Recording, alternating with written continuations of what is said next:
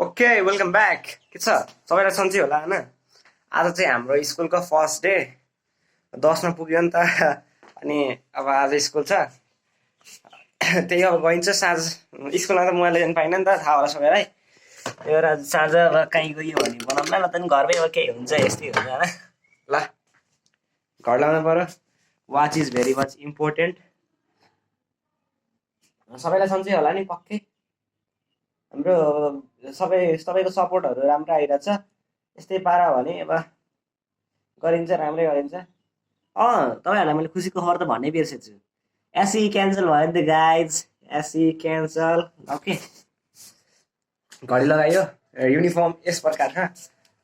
Uniform चाहिँ हाम्रो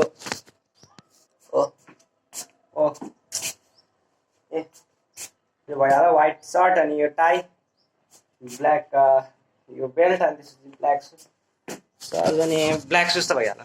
okay अब स्कुलबाट आइन्छ अनि भेटिन्छ। ओके सो गाइज अघि नै हामी भर्खर चिल्ड्रेन पार्क जाने भन्ने प्लान त थियो होइन, तर के गर्ने बिहामा आइयो। अलिकति यहाँ साउन्ड छ, साउन्ड सिस्टमले बिगारेको यहाँ सिन। बट एनिवेज अब बिहामा फाइनली आइसकेपछि त अब केही न केही त धुमधाम गरिन्छ। यहाँ बिच्चा बोल्ने मान्छे नि हुनुहुन्छ।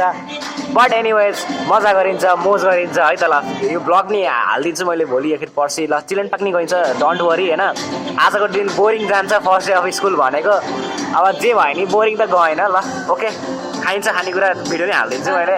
फुड ब्लगर बन्न पऱ्यो नि त अब।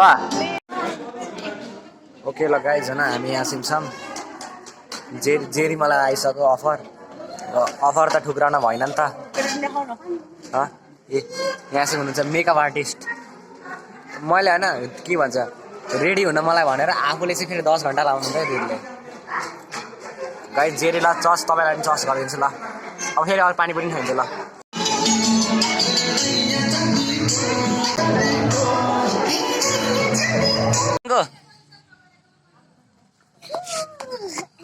ल गाइज फ्युचरको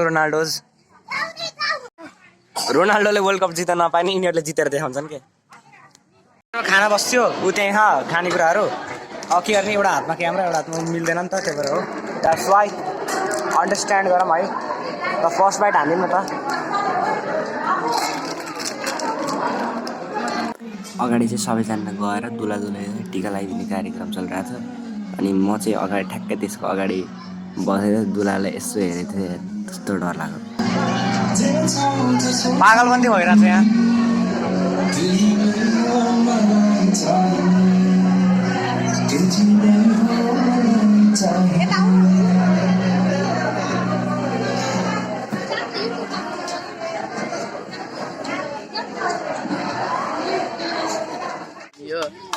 मैले बुझिन्छ ब्लग हेर्ने बुझ्छु त थाहा छ। हेर त अझै छपरी कोही केटो चाहिए भने म लगाइज होइन। हामी सरहरूसित भेट्यो है।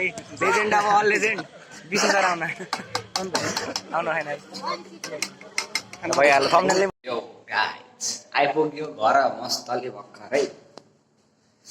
अब जे भने एन्ड मोमेन्टमा आएर रमाइलो भएको थियो, तर अहिले चाहिँ ओहो कोठामा अँध्यारो रहेछ यार। अब अहिले चाहिँ भर्खरै घर आइपुग्यो। ल घर आइपुग्यो होइन। आजको सबै कुरा रमाइलो गयो, इन्ट्रेस्टिङ गयो होइन। तर एउटा कुरामा आएर डिसएपोइन्टमेन्ट भयो क्या यार। अब म तपाईँहरूलाई भन्छु होइन, तपाईँलाई ठिक हो कि होइन भन्ने कुरा अब कमेन्ट गरिदिनु पऱ्यो के। जाँदाखेरि हाम्रो गाडी रोकियो के, प्यासेन्जरहरू पनि ओभरलोडेड भएको थियो नि त बसको सिटमा नपुगेर। अनि त्यसपछि उभिरहेको थियो नि सबै, म पनि उभिएको थिएँ। अनि प्यासेन्जरहरू ओभरलोड भए। अनि त्यहीँ होटल पिस रेस्टुरेन्ट भन्ने थियो के, रेजोर्ट हो त्यो। रेजोर्टमा चाहिँ बिहाको पार्टी थियो। अनि त्यहाँ चाहिँ पुलिसले गाडी रोकेछ। अनि त्यो ड्राइभरसित न लाइसेन्स न बिल बुक न केही रहेनछ क्या। अब चलाउने प्रुफै आधारै नभएपछि होइन त्यसै गाडी कुदाएर रहेछ त्यो मान्छेले, अझै ओभरलोडेड होइन। त्यस्तो भएपछि त अनि त्यो पुलिसले त रोक्ने भयो नि त। एज युजल रोक्यो, हामी भित्र छिरिमा न। अनि फर्किनेखेर अङ्कलहरूले भन्नुभयो ल बल्ल बल्ल पुलिसबाट छुटकारा पाइयो। अनि मैले सोधेँ अङ्कल किन कसरी छुटकारा पाइयो भनेर होइन। उहाँले भन्नुभयो कि अब पुलिस हो, घुस खान खोजेको थियो, घुस दिएको अरे। बट मेरो केसमा भन्दाखेरि मैले भन्नु पर्दाखेरि त्यो पुलिसले घुस खान खोजे होइन, तपाईँहरूले जबरजस्ती दिएको भन्नुपर्ने हो कि होइन? ल भन्नुहोस् न आफै। अब उसले आफ्नो काम ड्युटी गरेको थियो, त पुलिसको नि गल्ती छ घुस नदिन पर्ने हो, ल्याइहाल्यो। तर हाम्रो पनि त कर्तव्य हो नि त यार, दिन नपर्ने हो नि त। त्यो अब लाइसेन्स बिल बुक नबोकेपछि त चलान त काट्न पर्ने हो नि त। त्यो घुस दिएर 500-600 रुपियाँ दिएर 5-6 हजार बचाउने त भएन नि त, पुलिसको गल्ती छ। तपाईँको प्रतिक्रिया के हुन्छ त्यो कमेन्ट गरिदिनु होला। ल जे भयो नि आजको चाहिँ दामी गयो, बोरिङ डे चाहिँ स्टार्टिङ बोरिङबाट भएको थियो, तर एन्डिङ चाहिँ ह्याप्पी भयो।